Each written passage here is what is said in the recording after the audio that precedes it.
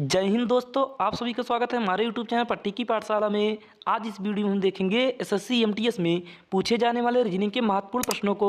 यदि आप SSC MTS का फॉर्म अप्लाई किए हैं तो यह वीडियो आपके लिए अत्यधिक महत्वपूर्ण होगा, इसलिए दोस्तों आप लोग वीडियो को अंत तक जरूर देखना। तो देखिए दोस्तों, यहाँ पर हम देखेंगे तो यहाँ पर हमारे पास पहला प्रश्न क्या दिया है।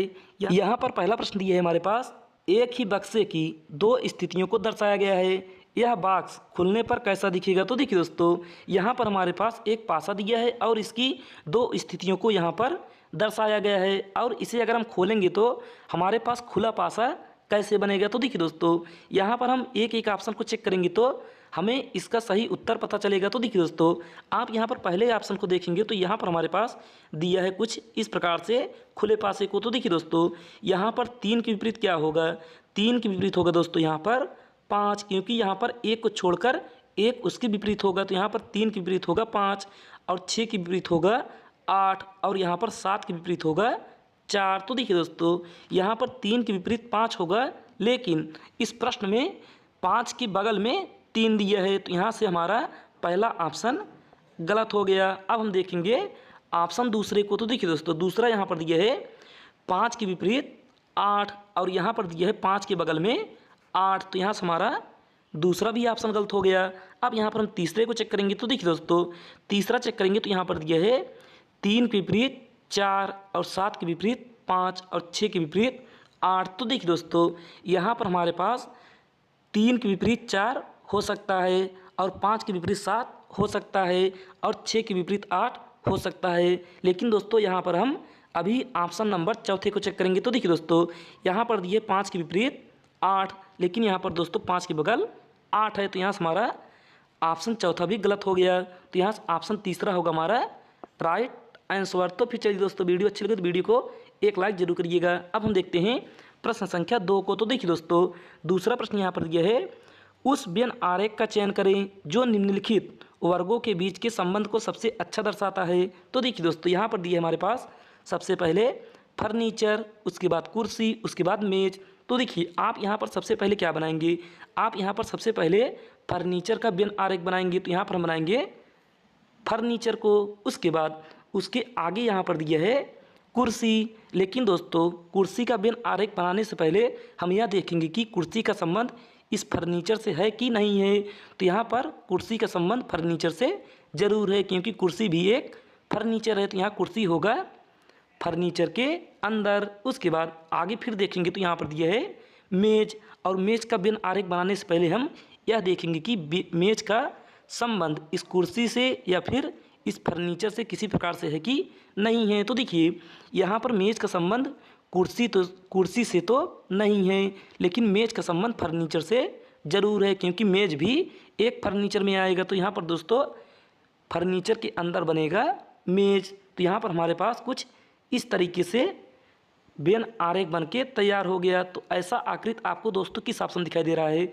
ऐसी आकृति हमें ऑप्शन नंबर सी में दी है, तो ये सी होगा राइट आंसर। तो फिर चलिए दोस्तों, अब हम देखते हैं प्रश्न संख्या 3 को। तो देखिए दोस्तों, तीसरा प्रश्न यहाँ पर दिया है, निम्नलिखित में से कौन सी दी गई श्रृंखला में प्रश्न चिन्ह को प्रतिस्थापित करेगी। तो देखिए, यहाँ पर हमारे पास दिया है सबसे पहले 192, 185, 171, प्रश्नवाचक चिन्ह, 122, 87। तो देखिए दोस्तों, यहाँ पर हमें बताना है कि इस प्रश्नवाचक चिन्ह के स्थान पर कौन सी संख्या होगी। तो यहाँ पर हम देखेंगे तो यहाँ पर हमारे पास जो सीरीज दी है, यानी कि जो श्रृंखला दी हुई है, यह हमारा घटती हुई श्रृंखला है। तो यहाँ पर हम करेंगे माइनस। तो देखिए, 192 में हम कितना माइनस करें कि यहाँ पर 185 प्राप्त हो जाए। तो देखिए दोस्तों, 192 में अगर हम 7 करेंगे माइनस, तो यहाँ पर होगा 185, और इस 185 में कितना माइनस करें कि यहाँ पर 171 प्राप्त हो जाए। तो देखिए, 185 में अगर हम 14 माइनस करेंगे तो यहाँ पर होगा 171। उसके बाद इस 171 में अगर हम कितना माइनस करेंगे, यहाँ पर हम दोस्तों 7 का दुगुना 14 और 7 का तिगुना 21। तो यहाँ पर हम 171 में 21 माइनस करेंगे, तो यहाँ पर प्रश्नवाचक चिन्ह के स्थान पर वह संख्या प्राप्त होगा। तो वह संख्या कितनी होगी, वह संख्या होगी दोस्तों हमारा 171 में 21 माइनस करेंगे तो यहाँ पर आएगा 150, यानी कि 150 होगा हमारा राइट आंसर, जो कि ऑप्शन नंबर डी में दिए है। तो यही होगा करेक्ट उत्तर। तो फिर चलिए दोस्तों, अब हम देखते हैं प्रश्न संख्या 4 को। तो देखिए दोस्तों, चौथा प्रश्न यहाँ पर दिया है, ए बी का दादा है, डी ए का भाई है और ई डी का पुत्र है, ई बी से किस प्रकार संबंधित है। तो देखिए दोस्तों, यहाँ पर हम सबसे पहले बनाएंगे, ए बी का दादा है तो यहाँ पर हम बनाएंगे ए को। अब ए दादा है तो यह होगा चतुर्भुज में। उसके बाद बी का दादा है तो बी कहाँ पर होगा, यहाँ पर ए का कोई बेटा होगा। उसके बाद इस बेटे का बेटी या बेटा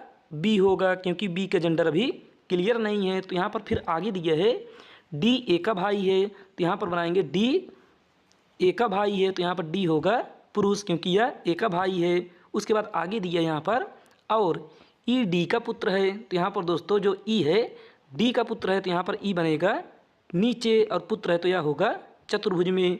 अब यहाँ पर हमसे पूछा है प्रश्न में कि ई बी से किस प्रकार संबंधित है। तो देखिए दोस्तों, यहाँ पर ई है, यहाँ पर बी है, तो यहाँ पर हमें बताना है कि ई क्या लगेगा बी का। तो यहाँ पर दोस्तों ई लगेगा बी का चाचा, यानी कि चचेरा चाचा, जो कि ऑप्शन नंबर डी में दिया है सिर्फ चाचा। तो यही होगा हमारा राइट आंसर। तो फिर चलिए दोस्तों, अब हम देखते हैं प्रश्न संख्या 5 को। तो देखिए दोस्तों, पाँचवा प्रश्न यहाँ पर दिया है हमारे पास, यदि प्लस भाग को दर्शाता है, भाग माइनस को दर्शाता है, माइनस गुणे को दर्शाता है और गुणे प्लस को दर्शाता है, तो 30 + 10 भागे 6 - 5 गुणे 6 का मान क्या है। तो देखिए दोस्तों, यहाँ पर हम सबसे पहले इस समीकरण को लिखेंगे। तो देखिए यहाँ पर हम लिखेंगे सबसे पहले 30। अब यहाँ पर बीच में प्लस है तो प्लस को दर्शाता है भाग, तो यहाँ पर भागे 10। उसके बाद यहाँ पर दिए भाग, भाग दर्शाता है माइनस को। उसके बाद यहाँ पर दिए माइनस, माइनस दर्शाता है गुणे को, और यहाँ पर गुणा दिया है तो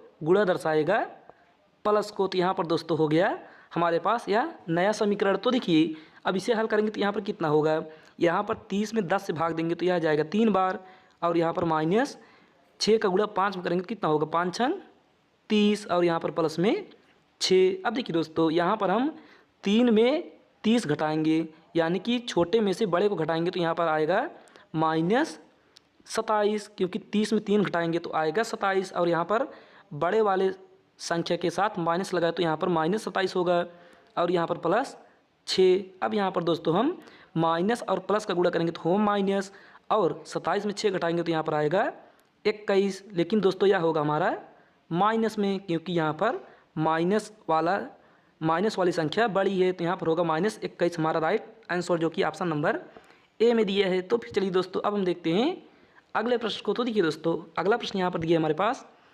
सादृश्य पूरा कीजिए। तो देखिए यहाँ पर हमारे पास दिया है कुत्ता अनुपाते केनल, उसके बाद समानुपाते शेर अनुपाते प्रश्नवाचक चिन्ह। तो देखिए दोस्तों, यहाँ पर हमें बताना है कि इस प्रश्नवाचक चिन्ह के स्थान पर कौन सा शब्द होगा। तो देखिए दोस्तों, आप यहाँ पर देखेंगे तो यहाँ पर दिया है कुत्ता और केनल, यानी कि कुत्ता का संबंध इस केनल से किस प्रकार है, वही संबंध में यहाँ पर शेर में लगाएंगे। तो देखिए दोस्तों, यहाँ पर कुत्ते का रहने का स्थान होता है केनल, और शेर का रहने का स्थान क्या होगा, यहाँ पर ना तो दोस्तों पेड़ होगा, ना ही डेन होगा, ना ही सुवार यानी कि शेड होगा, ना ही यहाँ पर दोस्तों होगा सिर्फ माद यानी कि बर्रो होगा इसका राइट आंसर, क्योंकि शेर रहता है माद में। तो यही होगा करेक्ट आंसर। तो फिर चलिए दोस्तों, अब हम देखते हैं अगले प्रश्न को। तो देखिए दोस्तों, यहाँ पर 7वां प्रश्न दिया है, एक पासे को 2 स्थितियों में नीचे प्रदर्शित किया गया है।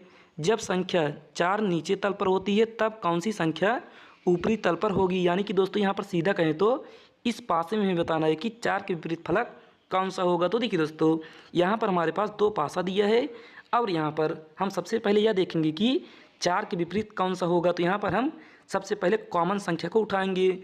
तो यहाँ पर दोस्तों दोनों पासा में हमारे पास एक कॉमन है, और एक को पकड़ेंगे और घड़ी की दिशा में इस तरीके से घुमाएंगे। तो देखिए दोस्तों, यहाँ पर हम एक को पकड़ेंगे, घड़ी की दिशा में घुमाएंगे तो यहाँ पर कितना आएगा, यहाँ पर आएगा 1, 3 और 5। उसके बाद इसे पकड़ेंगे तो 1, 4 और 2। तो देखिए दोस्तों, यहाँ पर होगा 5 के विपरीत 2 और 2 के विपरीत 5, और यहाँ पर 3 के विपरीत 4, 4 के विपरीत 3, और यहाँ पर दोस्तों 1 के विपरीत 1 तो होगा नहीं, तो यहाँ पर जो बचेगा वही होगा 1 के विपरीत, यानी कि 1 के विपरीत होगा 6। लेकिन हमसे प्रश्न पूछा है दोस्तों यहाँ पर 4 के विपरीत, तो 4 के विपरीत होगा 3, तो 3 होगा हमारा राइट आंसर, जो कि ऑप्शन नंबर बी में दिया है। तो चलिए दोस्तों, अब हम देखते हैं प्रश्न संख्या 8 को। तो देखिए दोस्तों, 8वां प्रश्न यहाँ पर दिया है, 3:25 पर घड़ी की घंटे और मिनट की सुइयों के मध्य बनाया गया कोण क्या होगा। यानी कि दोस्तों यहाँ पर 3:25 पर घड़ी की घंटे और मिनट वाली सुइयों के मध्य का कोण हमें बताना है। तो देखिए दोस्तों यहाँ पर आप इसका सिंपल एक फार्मूला याद करेंगे, 30h अगर मध्य पूछा है तो -11/2 गुणे मिनट। अब देखिए दोस्तों यहाँ पर हम इन सभी मानों को रख देंगे तो यहाँ पर होगा 30 और यहाँ पर h के स्थान पर 3 और -11/2 और गुणे यहाँ पर 25। अब देखिए दोस्तों यहाँ पर हम 30 का गुणा 3 करेंगे तो यहाँ पर होगा 90 और 11 को 2 से काटेंगे 25 को तो यह होगा 12.5 और 12.5 का गुणा करेंगे 11 में तो यह होगा 137.5। अब 137.5 में 90 घटाएंगे तो यहाँ पर आएगा 47.5 डिग्री। तो यही होगा ऑप्शन डी हमारा राइट आंसर। तो फिर चलिए दोस्तों अब हम देखते हैं प्रश्न संख्या 9 को। तो देखिए दोस्तों 9वां प्रश्न यहाँ पर दिया है, विषम को ज्ञात कीजिए। तो देखिए यहाँ पर हमारे पास 4 आकृति दी हुई है और इसमें से हमें एक अलग आकृति है, तो इसी को हमें बताना है। तो देखिए दोस्तों यहाँ पर पहला चेक करेंगे तो यहाँ पर हमारे पास 2 त्रिभुज दिया है और दोनों त्रिभुजों के बीच में एक गैप है। और यहाँ पर दूसरे में देखेंगे तो यहाँ पर 2 त्रिभुज दिया है और इनके बीच में कोई गैप नहीं है। तो यही होगा हमारा राइट आंसर।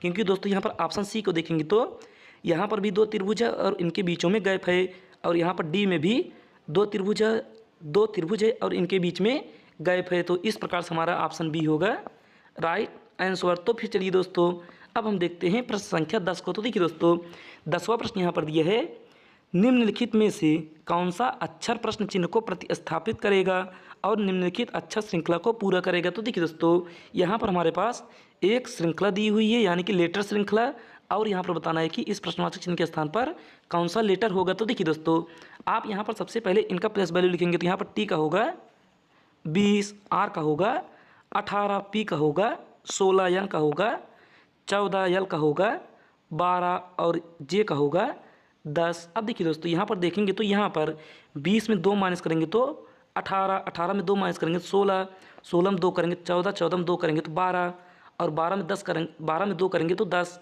अब 10 में दोस्तों 2 माइनस करेंगे तो यहाँ पर कितना होगा, यहाँ पर होगा 8 और 8 होगा हमारा एच का प्लस वैल्यू। तो यहाँ पर ऑप्शन बी होगा राइट आंसर यानी कि एच होगा हमारा करेक्ट उत्तर। तो फिर चलिए दोस्तों वीडियो अच्छी लगे तो वीडियो को सबसे पहले एक लाइक करिएगा और चैनल को सब्सक्राइब करिएगा और अपने दोस्तों के पास इस वीडियो को ज़रूर शेयर करिएगा। आज के लिए बस नहीं, धन्यवाद।